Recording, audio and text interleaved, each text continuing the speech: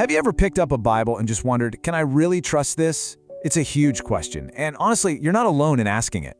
So today, we're going to dive right in and take a look at that question head on. Yeah, you've probably heard it before. Oh, the Bible's just an old book some guys wrote thousands of years ago. Maybe you've even thought that yourself. And you know what? That's a totally fair thought to have. So instead of just taking someone else's word for it, let's go straight to the source and see what the Bible actually says about itself. And it makes this huge claim. It doesn't say it's just a good book. It says it's God-inspired, that it's actually here to teach us, to correct us, and to guide our lives. So, how do we get from our doubt to that bold claim? All right, let's put on our detective hats for a minute. We're just going to look at the evidence and see where it points. This isn't about throwing faith out the window. It's about seeing how facts and reason can actually build an incredibly strong case for trust. You know, this reminds me of a story about a university student. His professor was always going on about how unreliable the Bible was, so the student decided, okay, I'm going to figure this out for myself. He started digging into the facts, and what he found, well, it was pretty mind-blowing. So first off, he discovers the Bible isn't just one book. It's actually a library, 66 different books. You've got everything in there: history, poetry, prophecy, personal letters, the whole shebang. And get this, it was written by more than 40 different people from all walks of life. We're talking kings and fishermen, doctors and shepherds, scholars and regular guys. A real diverse group. And they wrote these books over a span of more than 1,500 years, on 3 different continents, in 3 different languages. Just try to wrap your head around that for a second. And here's the part that's just wow. Despite all that, all the different authors, all that time, all the different cultures, it tells one single unified story from beginning to end. It's the story of God's rescue plan for all of us, and it all points to Jesus. You just don't find that kind of unity anywhere else. It's absolutely unique. Way to think about this. So let's build on that. We're going to look at 4 key reasons why so many people are absolutely confident that the Bible is trustworthy. So here's our game plan. We're going to look at 4 big ideas: that it's God-inspired, that it's been tested by time, that it literally changes lives, and maybe most importantly, that Jesus himself trusted it completely. All right, reason number 1, it's God-inspired, not just man-invented. Now, the idea here is that the Bible's ultimate author isn't human. The belief is that God worked through human authors, using their unique personalities, their styles, their languages, but he guided their words to get his message across. And 2 Peter chapter 1, verse 21 puts it this way: "Holy men of God spake as they were moved by the Holy Ghost." A great way to think about it is like a ship's sail. The sail doesn't create the power, right? The wind does. The sail is just the instrument that catches the wind to move the ship. That's kind of the idea here. Okay, reason number 2.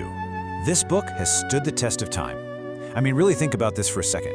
For centuries, powerful emperors and kings tried to ban it, to burn every copy. Skeptics have spent lifetimes trying to tear it apart, and yet, empires have turned to dust. But this book, it hasn't just survived, it has thrived. It is the most read, most circulated book in all of human history. That's not normal. That's something you gotta pay attention to. And what's really fascinating is that the Bible itself kind of calls its shot on this one. 1 Peter chapter 1, verse 25 says, "The word of the Lord endureth forever." And so far, history seems to be proving that point. But honestly, maybe the most powerful proof isn't found in a history book or an archaeological dig. It's personal. It's the simple, undeniable fact of changed lives. I'm talking about people trapped in addiction finding freedom, families on the brink of collapse being healed, people finding real hope in their absolute darkest moments. A book that can do that? Well, it's clearly more than just words on a page. And the book of Hebrews actually talks about this. It says the word of God is quick, which is an old way of saying it's alive, and powerful. And those changed lives, that's the living proof of that power at work right here, right now. And that brings us to reason number 4, which for many people is the ultimate clincher. Jesus himself trusted the scriptures. He was constantly quoting the Old Testament. He treated it as the final authoritative word of God, and he said he came to fulfill it. So the logic is pretty simple. If you trust Jesus, then it just makes sense to trust the book that he trusted. Okay, so all of that evidence is powerful. It gives us a solid, logical reason to trust the Bible. But, and this is a really big but, if we stop there with just the facts, we're missing the whole point. To really get it, we have to move from our heads to our hearts. Think of it like this.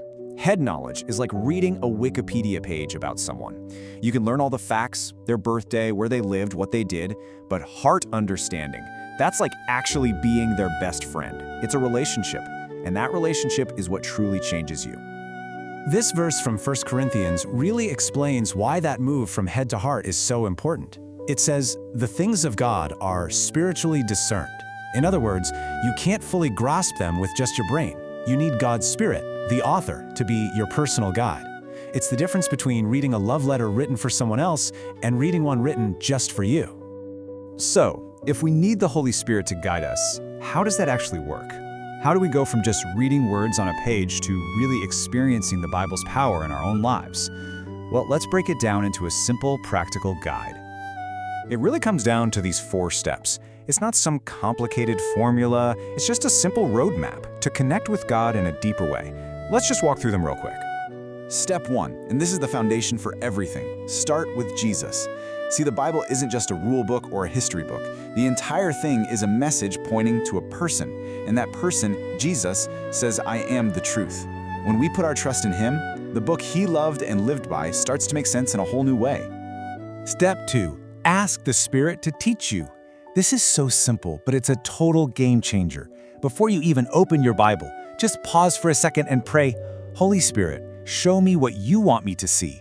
When you invite the author to be your guide, boring information can become life-changing revelation. Step 3 is about your why. Read to know God better, not just to collect more facts. Don't read so you can win an argument or just to check it off your to-do list. Read to hear from Him. Ask, God, what are you saying to me today in this? Let it be a lamp for your feet, a light for the very next step you need to take.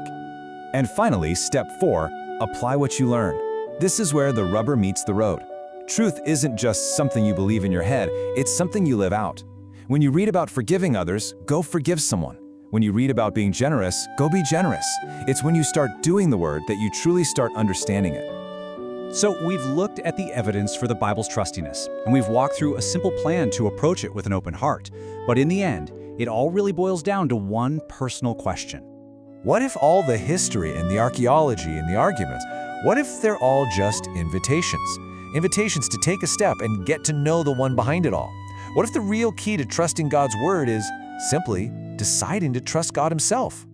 If you're ready to take that step, to move from just knowing about God to really knowing Him, I want to invite you to join me in a quick prayer.